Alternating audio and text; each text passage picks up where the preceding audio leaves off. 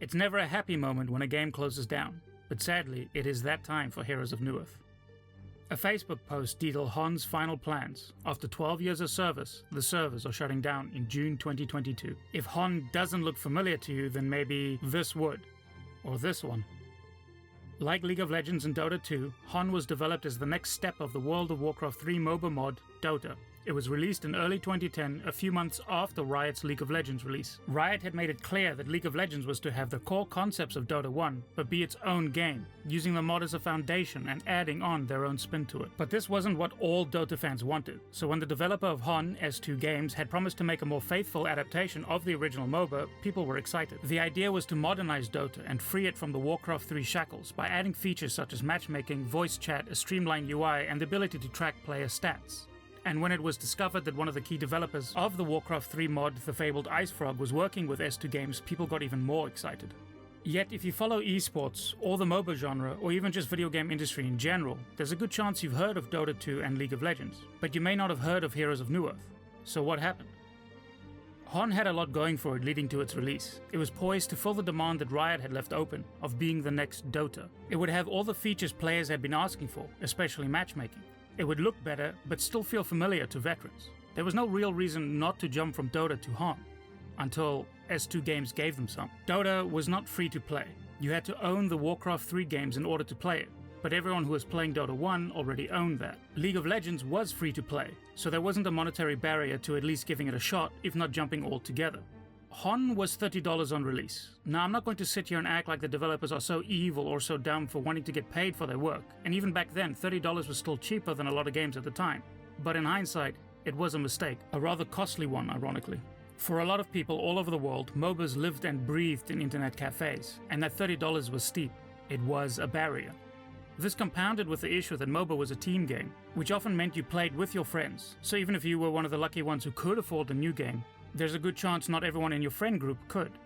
Also, Dota didn't shut down with the release of HON, so if you couldn't play or your friends couldn't play, you just kept playing Dota. Or maybe even tried that new League thing that was free. What could have been or should have been no reason not to jump to HON ended up being no reason not to stay. Instead of swallowing the Dota 1 player base that hadn't fully jumped to League, it instead fractured the player base. What was once one pool of players in Dota was now three, between Dota, League and HON. And while initial sales of Heroes of Newerth weren't bad, they were the smallest piece of the pie. And that is almost entirely attributed to the fact that out of the three, that was the one that people had to buy. Unfortunately, it was not the only barrier. MOBAs are notoriously difficult games to get into, with, we'll call it, an unfriendly community. While HON was a more faithful evolution of the original Dota, it still had its differences. Even though the majority of heroes and abilities carried over, a lot of them were still tweaked ever so slightly. As minute as some of these changes may have been, it still meant that a Dota 1 player had to relearn a lot. A player may have been able to hit every Mirana arrow, but Valkyrie's Javelin of Light just didn't feel the same. They may have dominated with Puck, but just fed with bubbles. Oh, and their team is flaming them. There is always going to be a learning curve of some sort when playing a new game, but in this scenario there was a good chance a lot of their friends were still playing Dota 1. Because, as mentioned previously, HON had failed to swallow the Dota 1 player base. It meant that instead of new players learning with their friends, finding their feet in this difficult genre, it was easy for a lot of players just to go back to Dota, where a lot of their friends were still playing anyway. Now, if you're familiar to this story, or you recognize this at the beginning of the video, you're probably waiting for the decisive blow. Well, here it is.